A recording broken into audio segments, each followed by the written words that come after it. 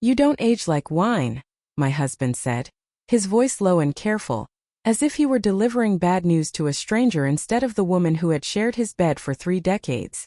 "You age like responsibility." He didn't look at me when he said it. He was staring at the edge of the kitchen counter, the one I had sanded and sealed myself 22 years earlier. In that moment I realized the truth had already happened. The leaving was just paperwork catching up with intention. I'm a Texas woman.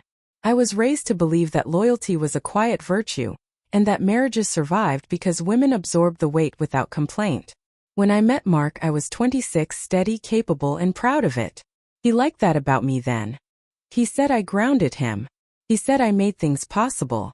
I didn't understand yet how often men confuse stability with something they're entitled to outgrow. We built our life slowly. Mark started a small manufacturing business from a rented warehouse outside Dallas. I kept my corporate accounting job at first, then stepped back when our son was born. Not because Mark demanded it, but because he needed someone reliable at home. I handled payroll in the evenings, vendor invoices after midnight, and tax prep at the dining table while my coffee went cold. I never drew a salary. It was our company, our future, or so I believed. The warning signs didn't arrive dramatically. They came as jokes that landed a little too sharp. Comments about fresh energy at the office. His sudden preference for meetings that ran late and dinners he no longer made it home for. The way he stopped asking my opinion, yet somehow echoed my ideas weeks later as if they had arrived to him fully formed. Every time my instincts stirred, I pressed them back down. Women like me were taught that suspicion was uglier than betrayal. By the time I turned 58, the house felt quieter even when Mark was home. We slept on opposite sides of the bed, not arguing, just drifting.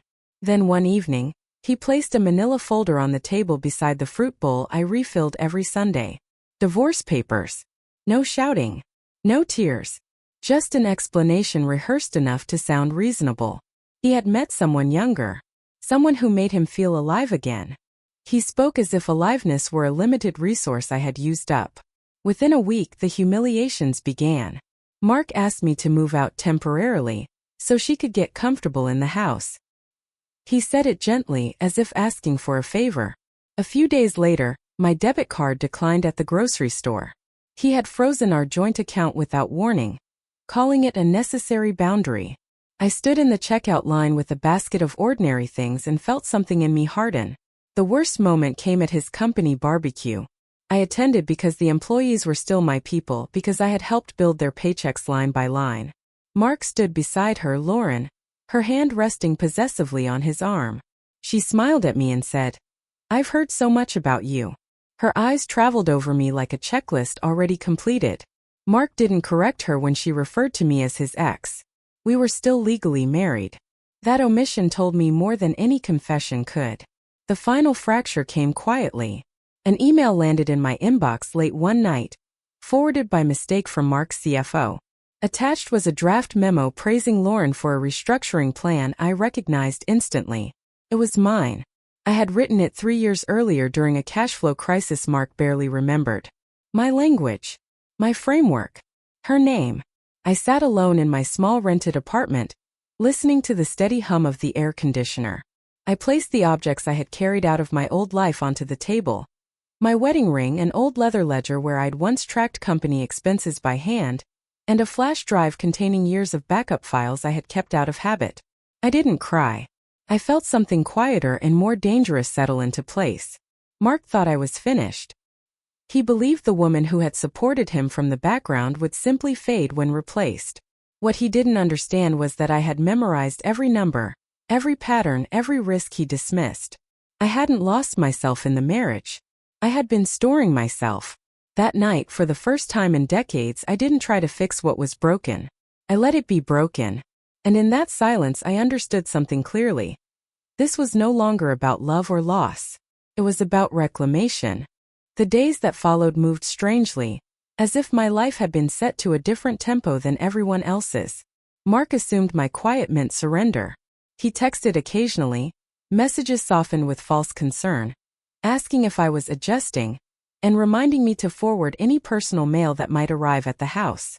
Each message carried the same unspoken assumption, that I was now a problem to be managed, not a partner who had been wronged. I began noticing how easily people underestimate a woman they believe is grieving. At the bank, the teller spoke slowly, loudly, as if heartbreak impaired hearing. At the grocery store, neighbors offered sympathetic smiles and advice about starting fresh. No one imagined that while they were offering condolences, I was taking inventory. The disrespect escalated quickly. Mark reassigned my old office at the company to Lauren without telling me, clearing out the filing cabinets I had organized for years. When I asked for access to the accounting software I had helped implement, he said it was no longer necessary, and that his new team had things under control. I watched from the outside as small mistakes crept into reports, expenses miscategorized, forecasts inflated. He dismissed my warnings with a patronizing laugh, saying I was too emotionally involved to be objective. The third incident cut deeper than the rest. Our son called one evening, his voice tight, asking why I was making things harder for his father. Mark had told him I was being difficult about the divorce, that I was dragging my feet out of bitterness. I listened without interrupting, absorbing the realization that Mark was rewriting our history not just for himself, but for our child. When the call ended, I sat in the dark and felt the last thread of obligation snap. The breaking point arrived not with anger, but with clarity. A registered letter came from a supplier I knew well, asking for confirmation of payment terms that had suddenly changed. The terms favored short-term cash flow at long-term risk, a move I had argued against repeatedly in the past. Mark had signed off anyway. I could see the collapse forming months ahead, inevitable and preventable. That night, I understood that Mark wasn't just betraying me. He was betraying the very business he claimed defined him. I stopped reacting and started preparing. I met Clara for coffee, my old college friend who had built a reputation as a quiet but formidable corporate attorney. She listened as I laid everything out, the marriage, the company, the erasures, without once interrupting. When I finished, she didn't offer comfort. She asked me what I wanted, not emotionally but strategically. The question startled me. No one had asked me that in years. I told her I wanted fairness. I wanted my work acknowledged. I wanted to stop being treated like a footnote in my own life. Clara nodded, then asked a second question that shifted everything. Did I want justice or did I want control? The answer came before I could soften it. I wanted both.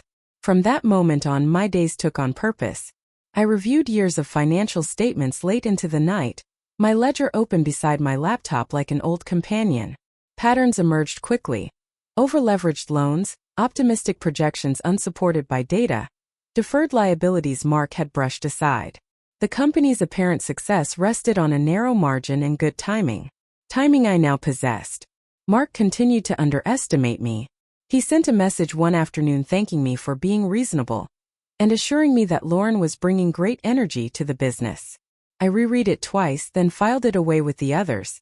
Evidence has a way of collecting itself when you stop defending and start observing. What Mark didn't know was that I had kept copies of everything. Emails, drafts, early versions of proposals he later presented as his own. I had saved them not out of suspicion, but habit. A lifetime of being responsible had trained me to expect that one day, someone would ask how things were done. That day had arrived. By the end of the week, I felt something unfamiliar but welcome settle into my chest. It wasn't rage. It was resolve. I no longer wanted an apology or an explanation. I wanted the truth to stand where lies had been comfortable. I wanted the scales balanced, not tipped in my favor, but returned to where they belonged. Late one night, I took off my wedding ring and placed it inside the leather ledger. The sound it made when it landed was soft, final. I closed the book and knew with a certainty that surprised me that this was no longer about revenge. It was about correcting a narrative that had been allowed to run too long without challenge. And somewhere beneath the hurt and humiliation, a steadier emotion grew. Anticipation. I disrupted my routines first. For decades, my life had been structured around accommodation. Meals timed to Mark's schedule, weekends shaped by his needs, decisions delayed until they were convenient for everyone but me. I stopped waiting. I woke earlier, worked longer, and let silence replace explanation. That absence unsettled people. It unsettled me too, but it also sharpened my focus. I began meeting Clara regularly, always in different places. She insisted on that, not out of paranoia but habit. She treated my situation not as a divorce, but as a strategic repositioning. Each meeting ended with homework, lists to review, names to contact, questions to ask quietly. She never raised her voice. Power, she reminded me, doesn't need volume. One afternoon, as the Texas heat pressed against the windows of a small cafe, Clara asked me to walk her through the company's history as if she had never heard of it.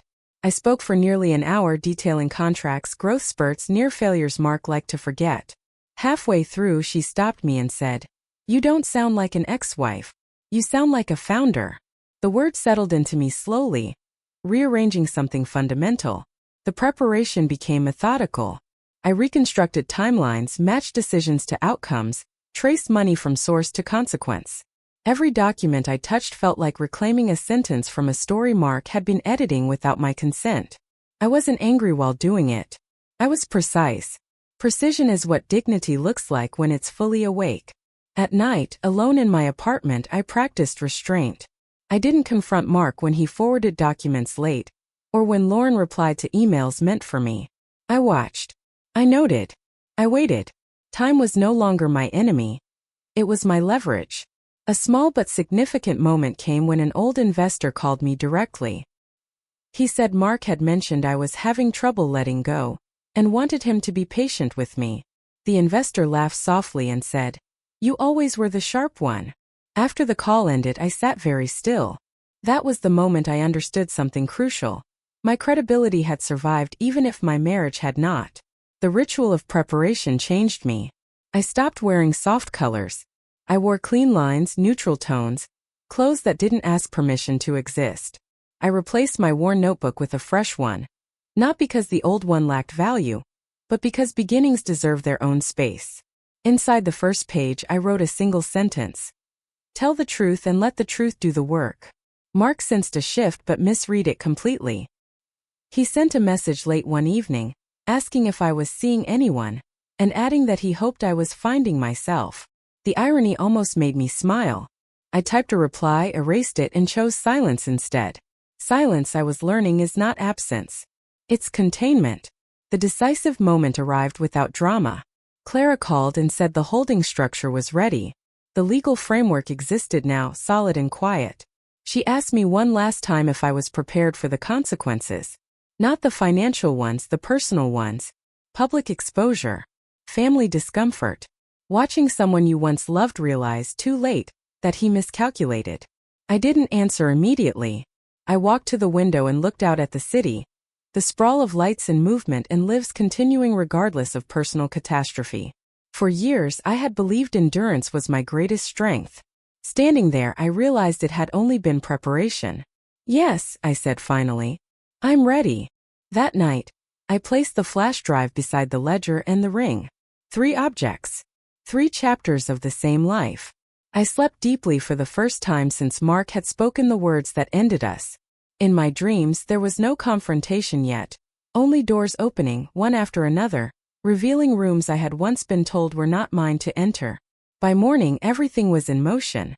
Contracts moving quietly through hands that understood discretion.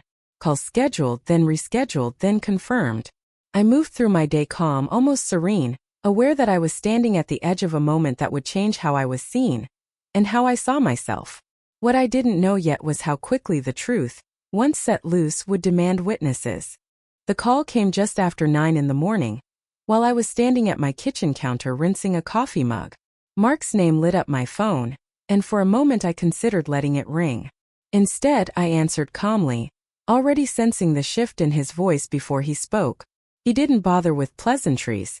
He asked why the board had requested an emergency meeting, and why my name appeared on the agenda. There was an edge of disbelief underneath his irritation, as if reality itself were behaving improperly. I told him the truth, which by then felt effortless.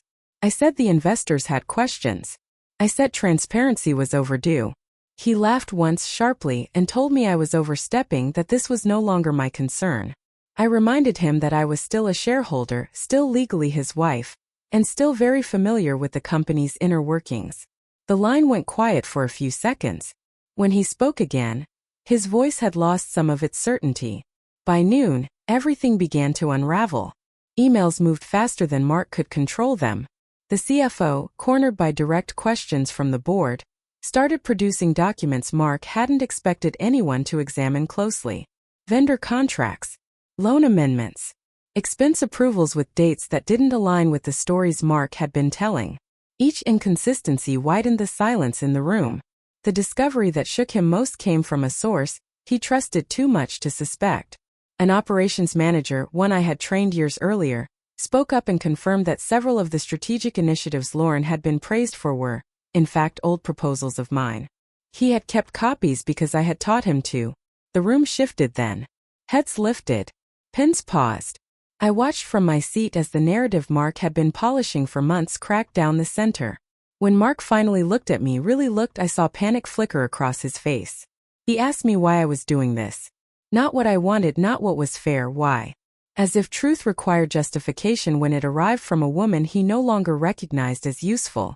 I told him I wasn't doing anything to him. I was letting the record speak. The confrontation reached its peak when Clara presented the compiled evidence. Emails printed and dated. Drafts with metadata intact. Financial analyses bearing my initials in the margins. The room absorbed it all in stunned quiet. Mark tried to interrupt, to explain, to charm his way back into control, but authority had shifted. It always does when facts accumulate faster than excuses. Our son arrived near the end of the meeting, summoned by the board because his name appeared on succession documents Mark had quietly altered. He stood near the door listening, watching his father struggle to maintain composure. I didn't look at him at first. I wanted him to see the process before he saw me. When our eyes finally met, there was confusion there, but also something else, recognition. The vote was procedural after that. Ownership transferred cleanly, legally, without drama. Mark remained seated as the final decision was read aloud. He didn't argue. He didn't protest.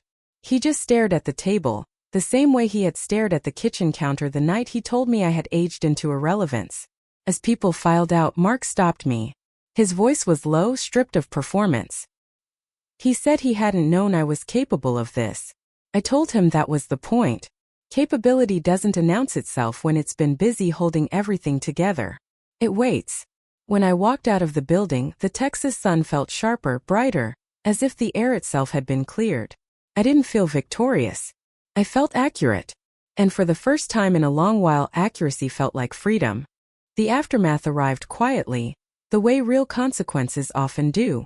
There were no shouting matches, no public spectacle beyond what professionalism required. Mark resigned within the week, citing personal reasons. Lauren's name disappeared from company communications just as quickly as it had appeared, her influence dissolving once it was no longer protected by his authority. The legal process unfolded methodically. Settlements negotiated, assets divided, liabilities clarified. Justice, I learned, is rarely loud. It is thorough. What surprised me most was how quickly the company stabilized once uncertainty was removed. Employees worked with a steadiness I recognized from the early years, when trust still existed. I didn't change everything. I corrected what had been distorted. I restored systems I had once designed and reinforced standards Mark had slowly eroded in his hunger to appear visionary. The board watched closely at first, then with visible relief. Competence has a way of calming rooms. My reputation followed a similar path. At first, there were whispers, questions about motives, about bitterness, about whether this had all been personal. Then the numbers spoke. Profits steadied. Vendor relationships repaired themselves. Clients who had grown cautious returned. The narrative shifted without my intervention. I let it. Vindication doesn't require explanation when results are consistent. At home, the reckoning was more delicate. My son came to see me one evening, standing awkwardly in the doorway of my living room as if unsure of his welcome. We talked for hours, not about the company at first, but about the stories he had been told and the ones he had assumed were true. He admitted he hadn't known how much I had carried. I admitted I hadn't shown him. We apologized to each other in different ways.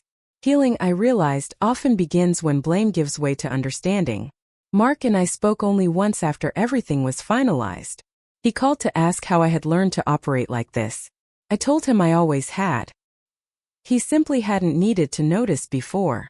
There was no anger in the conversation, just a shared recognition that something had ended long before paperwork made it official.